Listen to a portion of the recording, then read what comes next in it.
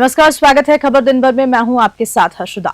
कृषि उपज मंडी समिति टोंक में किसानों द्वारा चल रहे अनिश्चितकालीन धरने को आज 5 दिन बीत चुके हैं, लेकिन प्रशासन की उदासीनता अभी तक साफ नजर आ रही है। उनका कहना है कि किसानों की मांगों पर कोई कार्रवाई नहीं की गई। इस कारण किसानों ने सर्वसम्मति से ये निर्णय लिया कि अब और भी आंदोलन उग्र किया जाएगा। निवाई ब्लॉक अध्यक्ष दशरथ सिंह चौहान ने बताया कि किसान महापंचायत ने घोषणा की है कि गांव-गांव से किसानों को लाया जाएगा और ट्रैक्टर रैली निकाली जाएगी। इसके अलावा प्रशासन के खिलाफ पुतले जलाने जैसे विरोध प्रदर्शन भी किए जाएंगे। इस मौके पर युवा प्रदेश अध्यक्ष रामेश्वरम चौधरी और प्रदेश मंत्री रतन खोकर समेत कई किसान उपस्थित थे।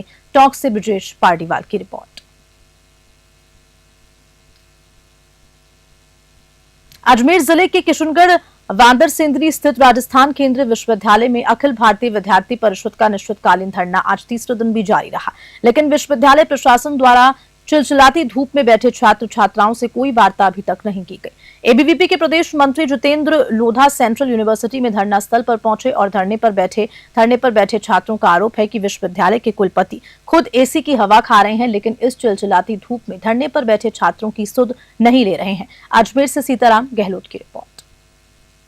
जब जनवरी के अंदर यहाँ का विद्यार्थी परिषद का कार्यकर्ता विद्यार्थी हितों में और खेल के हितों के लेके अपनी मांग उठाता है, तो विश्वविद्यालय प्रशासन द्वारा छात्रों की आवाज को दबाने के लिए 5 विद्यार्थी कार्यकर्ताओं को हॉस्टल से सस्पेंशन किया जाता है और एक को अकेडमिकली भी सस्पेंड किया जाता है। ये विद्यार्थियों की आवाज को दबाने का प्रयास है।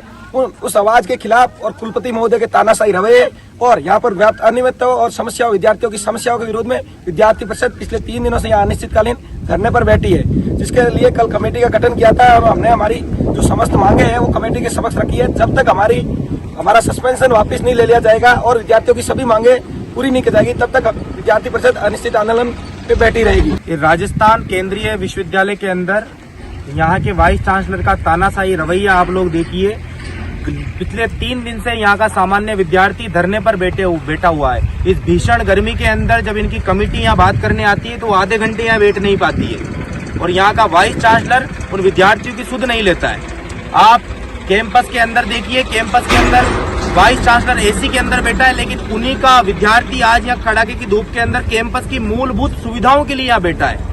जब विद्यार्थी सामान्य विद्यार्थी उन मूलभूत सुविधाओं के लिए वाइस चांसलर के पास, यहाँ के कुलपति के पास विषय लेकर के जाता है, कुलपति महोदय कहते हैं 300 मीटर के दायरे में आप प्रोटेस्ट नहीं कर सकते, 300 मीटर के दायरे में आप वाइस चांसलर से बात नहीं कर सकते, 300 मीटर के दायरे में आप वाइस चांसलर को कोई अपनी आप बीती नहीं बता सकते। तो ऐसे वाइस चांसलर को यह विश्वविद्यालय का विद्यार्थी स्वीकार नहीं करेगा और ये वाइस चांसलर आने वाले दिनों में इन विद्यार्थियों का जिनका सस्पेंशन इन्होंने किया है, जिनको रस्टिकेट किया है, उनका रस्टिकेशन वापस नहीं लेता है और कैंपस की एक मूलभूत समस्याओं का समाधान नहीं करता है, तो आने वाले समय में प्रदेश मंत्री होने के नाते राजस्थान का प्रत्येक विद्यार्थी सेंट्रल यूनिवर्सिटी के विद्यार्थियों के लिए सड़कों पर आएगा और इस वाइस चांसलर का पुतला फूंकने का काम पूरे राजस्थान के अंदर में। राजस्थान के जल संसाधन मंत्री सुरेश सिंह रावत ने पहलगाम हमले को लेकर पुरानी सरकारों को जिम्मेदार ठहराया। उनका कहना है कि पहले की सरकारें कमजोर नीतियों के चलते आतंकवाद को बढ़ावा मिलता रहा है। रावत ने पाकिस्तान की इस कायराना हरकत की कड़ी निंदा करते हुए कहा कि वे शांति भंग करने की साजिश रच रहा है। उन्होंने शहीदों को श्रद्धांजलि अर्पित की और ये कहा कि मोदी सरकार आतंकवाद के खिलाफ सख्त कार्रवाई कर रही है। रावत ने विश्वास जताया है कि देशवासियों के सहयोग से भारत आतंकवाद का मुंह तोड़ जवाब देगा और शहीदों का बलिदान व्यर्थ नहीं जाएगा। पुष्कर से सीताराम गहलोत की रिपोर्ट।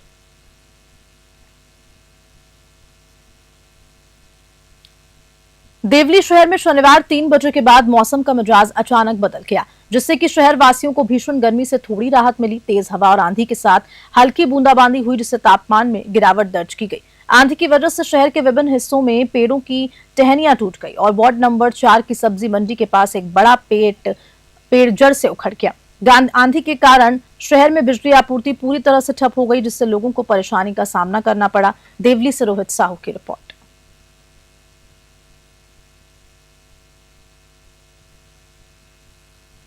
अखिल भारतीय गुर्जर महासभा के धौलपुर जिला अध्यक्ष ओमवीर गुर्जर और युवा जिला अध्यक्ष जितेंद्र गोठिया के नेतृत्व में जिले भर में पक्षियों के लिए परिंदे बांटने का सेवा अभियान चलाया गया। गुर्जर महासभा के जिला अध्यक्ष ओमवीर गुर्जर एवं युवा जिला अध्यक्ष जितेंद्र गोठिया ने कहा कि ये एक मानवीय पहल है जो सभी जीवों के प्रति करुणा की भावना को दर्शाती है। उन्होंने आमजन से अपील की है कि गर्मी में पक्षियों के लिए पानी की कमी ना हो, इसी के लिए अपने आसपास पक्षियों के लिए पानी की व्यवस्था करें। धौलपुर से संजय कसाना की रिपोर्ट।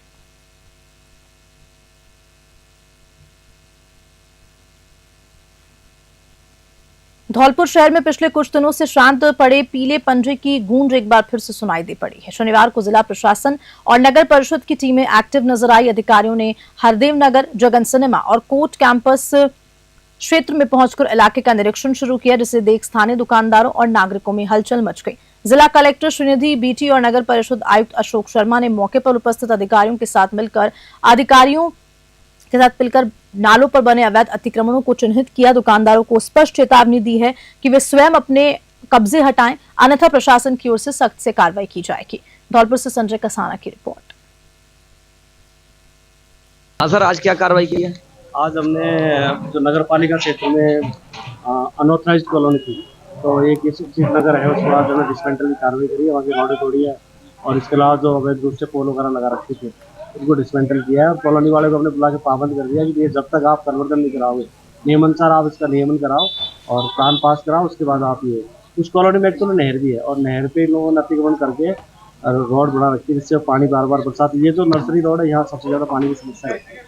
तो हमने अभी वहाँ जाने के बाद ये एक मैरिज लॉन है जस्टिस नगर से सटा हुआ, जो अमदा में खड़ा हूँ, यहाँ पे भी एक दीवार बना के रोड पे कर रखा, तो उस दीवार को डिसमेंटल कर दिया और दोनों तरफ से हम जो भी अवैध अतिक्रमण उनको डिसमेंटल कर रहे हैं, पट्टे बने हैं। और ये जो नर्सरी रोड पे अभी नाला निर्माण कार्य शुरू करा रहे हैं, ताकि बरसात के मौसम में जो गत वर्ष की तरह बाढ़ की समस्या उत्पन्न नहीं। राजस्थान के लोक निर्माण विभाग एवं निदेशालय तकनीकी शिक्षा विभाग के तत्वावधान में राज्य भर में सड़क गुणवत्ता की पारदर्शी जांच और रिपोर्टिंग के उद्देश्य से सगुनी यात्रा निकाली जा रही है। इस यात्रा का शुभारंभ 30 मार्च 2025 को श्रीगंगानगर से हुआ था और समापन 10 मई 2025 को हनुमानगढ़ में होगा।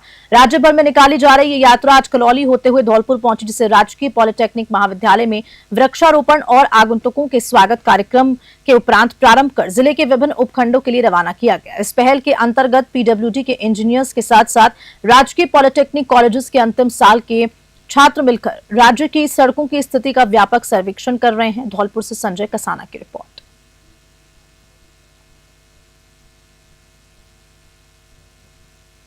डीडवाना जिला मुख्यालय पर काफी समय से स्वच्छ भारत अभियान की धज्जियां उड़ाई जा रही हैं। इन धज्जियां उड़ाने का मुख्य कारण है कि शहर के प्रत्येक गली मोहल्ले में नियमित सफाई नहीं होती है, जिसकी वजह से प्रत्येक गली मोहल्ले में कचरे के ढेर लगे पड़े हैं।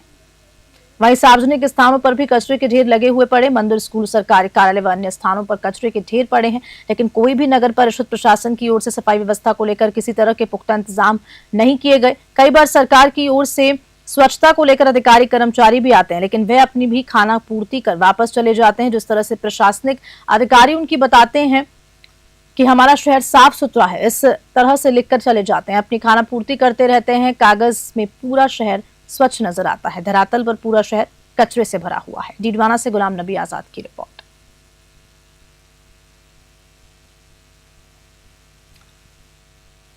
आधारभूत विकास परियोजना के सामुदायिक जागरूकता एवं जन सहभागिता कार्यक्रम के तहत डीडवाना के एक निजी शिक्षण संस्थान के विद्यार्थियों ने सीवरेज ट्रीटमेंट प्लांट का दौरा किया। इस दौरान रुडीप के सहायक अभियंता रामेश्वर जाट, सहायक मैनेजर सूरज सिंह, एसीएम अमेंद्र पटेल ने विद्यार्थियों को दूषित जल शोधन की कार्यप्रणाली, घरेलू सीवर कनेक्शन के लाभ और स्वच्छता के महत्व के बारे में जानकारी दी। विद्यालय के प्रधानाचार्य मदन कुमार ने कार्यक्रम के लिए आभार व्यक्त किया। सीएमएससी के सपोर्ट इंजीनियर जनार्दन ने सीवर शोधन संयंत्र की तकनीकी जानकारियां साझा की। डीडवाना से गुलाम नबी आजाद की रिपोर्ट।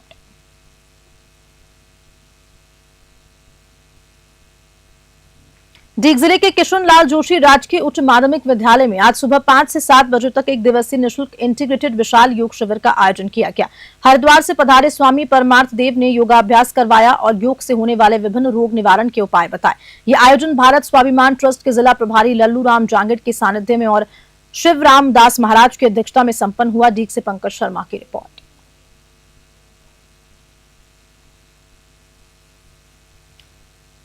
जोधपुर से खबर है, जहां शहर के बासनी औद्योगिक क्षेत्र गली संख्या 6 स्थित मरुधुआ इंडस्ट्रीज में अज्ञात कारणों से अचानक आग लग गई। केमिकल फैक्ट्री होने के कारण आग ने तेजी से विकराल रूप धारण कर लिया और 5 किलोमीटर दूर तक काले धुएं के गुबार दिखाई देने लगे। आगजनी से आसपास हाहाकार मच गया, क्योंकि बासनी क्षेत्र में फैक्ट्रियां एक दूसरे से सटी हुई है। मरुधुआ इंडस्ट्रीज के पास की फैक्ट्री में आग लगी, लेकिन दमकल कर्मियों ने समय रहते उसे काबू कर लिया। फैक्ट्री मालिक मौके पर पहुंचे, लेकिन बदहवास स्थिति में थे। बसानी थाना प्रभारी नितिन दवे भी समय रहते मौके पर पहुंचे और हालात संभाला। घटनास्थल पर भारी भीड़ जमा हो गई थी, जिसे हटाने के लिए अतिरिक्त जाब्ता बुलाया गया, क्योंकि केमिकल ड्रमों में लगातार ब्लास्ट हो रहे थे। जोधपुर से मनोहर सिंह की रिपोर्ट।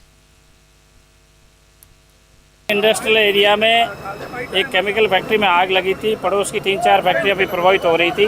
8-10 फायर ब्रिगेड बुला के हमने पड़ोस वाली को सभी को कवर अप किया और जिसमें अभी लगी हुई उसको भी कवर कर रहे हैं। मौके पे लोगों की भीड़ थी, उसको पुलिस ज़ाब्ते द्वारा दूर करवाया गया है। किसी तरह का अभी तक का कोई ऐसा जान आने की कोई ऐसी खबर नहीं। चपेट में आई है। एक पहले मेन फैक्ट्री थी केमिकल की, उसके पड़ोस की 3-4 और थी, तो 3-4 में कवर अप किया गया। एक मेन फैक्ट्री में जो आग लगी उसको कवर कर रहे हैं। अभी स्थिति है सर, अभी जारी है, काम जारी। जोधपुर से खबर है, जहां भीतरी शहर घोड़ा का चौक स्थित में एक पश्चिम बंगाल के समुदाय विशेष के कारीगर द्वारा केसरिया झंडे को लात मारने का सीसीटीवी फुटेज सामने आने के बाद शहर का माहौल तनाव भरा हो गया। आक्रोशित व्यापारियों ने बाजार दुकान बंद करवा दी। व्यापारियों ने पुलिस और प्रशासन के खिलाफ जमकर नारेबाजी की, तो वहीं हनुमान चालीसा पढ़कर मौके पर अपना आक्रोश व्यक्त किया। मौके पर डीसीपी आलोक श्रीवास्तव सहित पुलिस ने आला अधिकारी पहुंचे और लोगों से समझाइश की। इसके बाद क्षेत्रवासियों ने आरोपी युवक के खिलाफ लिखित में शिकायत दी। पुलिस ने लोगों को आश्वस्त किया है कि नियमानुसार सख्त कार्रवाई अमल में लाई जाएगी। जोधपुर से मनोहर सिंह की रिपोर्ट। एफआईआर नहीं दी गई है। मांग ये है कि सख्त कार्रवाई होनी चाहिए। सख्त कार्रवाई तो तभी होगी जब एफआईआर मिलेगी। पुलिस अपनी तरफ से दर्ज करेगी, अगर ये लोग नहीं देते हैं तो पुलिस अपनी तरफ से दर्ज करेगी।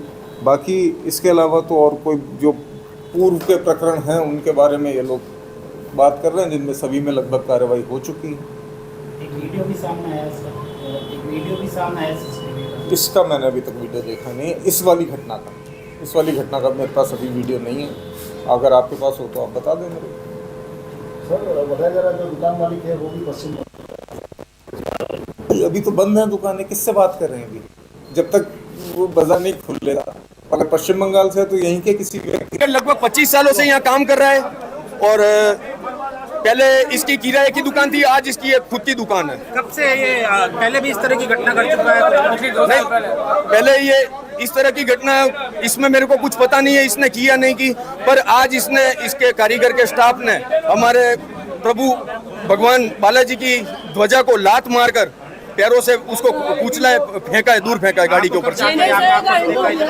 मैंने वीडियो पढ़ा है, वीडियो फुटेज पड़ी है, उसमें से मैंने देखा है। और चलिए इसी खबर के साथ बुलेटिन में इतना ही। नमस्कार।